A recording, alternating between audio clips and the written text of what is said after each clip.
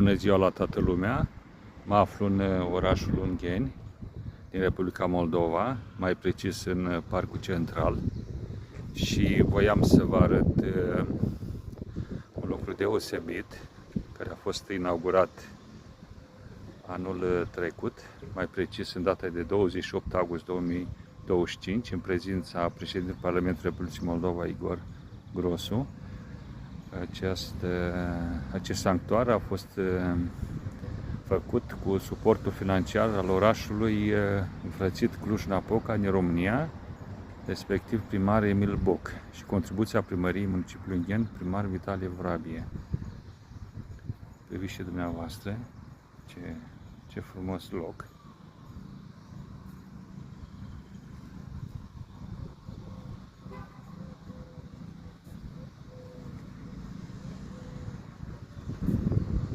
Mai în spate este și o locomotivă de epocă din timpul URSS-ului. Peste tot este curățenie.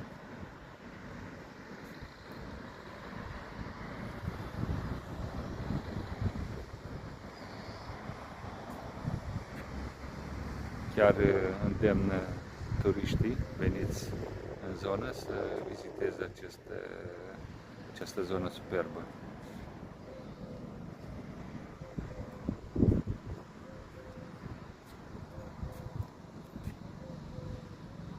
La revedere!